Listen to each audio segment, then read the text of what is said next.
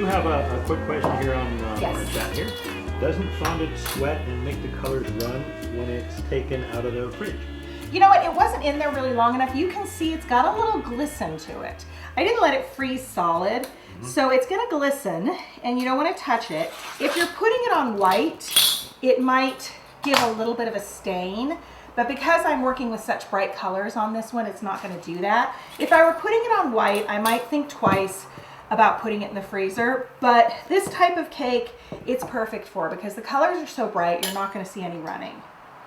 And like I said, I'm not freezing it. If it's freezing, then it sweats. If it's just in there for a few minutes, you can see it's just glistening. Yeah, it might be hard to see on camera, but it is doing a little bit of a glisten. Yeah, it doesn't. It's kind of cool looking. Yeah, it doesn't have a you know, it's not dripping or anything. Yeah, he's got it. Yeah. Can you see it? Yeah. Oh, good. Okay. So yeah, it's not a huge wet dripping. But you know, people put their cakes in freezers and refrigerators all the time covered in fondant, so it's not something to be afraid of. I would think it would have a lot to do with the refrigerator, freezer itself, and Exactly. the weather. You know, what's going on weather-wise. It has to do with that. It also has to do with, you know, professional bakeries have the big freezers that have the humidity controlled. Right. I don't have that. Yeah. You know, I'm working out of my kitchen here. Yep. So I tend to not freeze something if it's going to be in there for a long time, especially not a cake, because I don't have that kind of control. But just for a few minutes, just to have it hold its shape. If you're paneling a cake too, I don't know if anybody does paneling for cakes. That's where you take a cake. It's especially easier to do if you're doing square cakes.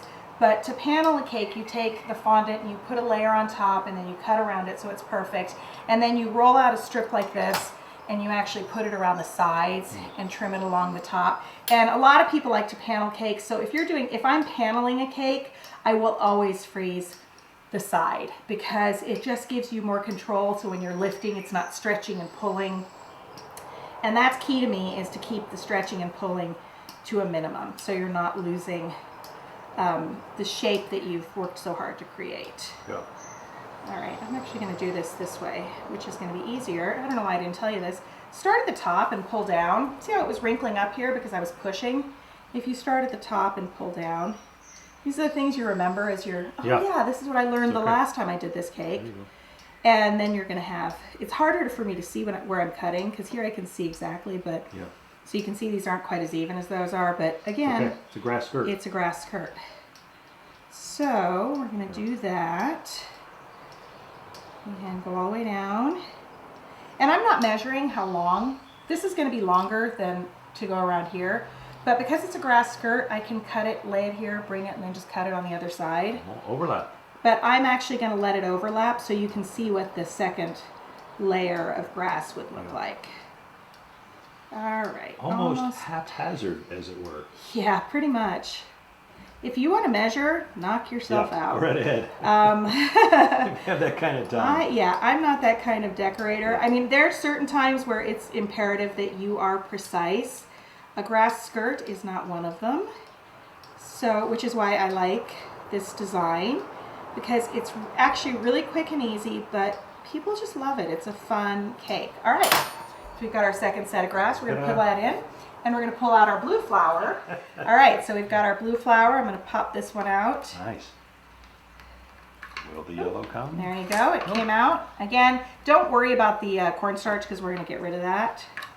Pop that back out and glue it back on again. I remember, I don't think I put any water on this when I put it in, but I'll do it now. It works. There you go. Ta-da.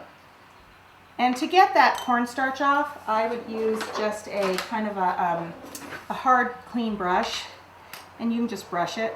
So you buy like almost all your cake decorating supplies at the art store? A lot of them, yeah. There you go. I mean, I've also found, if you've watched any of my videos, you know I'm cheap. I'll cop to it. I'm cheap. I don't want to spend $100 on a tool that I can maybe find at the grocery store, or the hardware store, or the dollar store. So I use a lot of tools that you can just get at a regular store that aren't specifically a cake tool. Yeah. I'm sure if this were a cake tool, Right. it would be $30. Right. It's, Cake palette knife. It's a cake palette knife. It's going to cost you $30. If you go to the art store, it's a paint palette knife, and it's going to cost you $13. So I'm always, look for alternatives, not having to spend a ton of money. Yep. And for $13, you use it every single time you do it. Every single time. Yep. Every single time.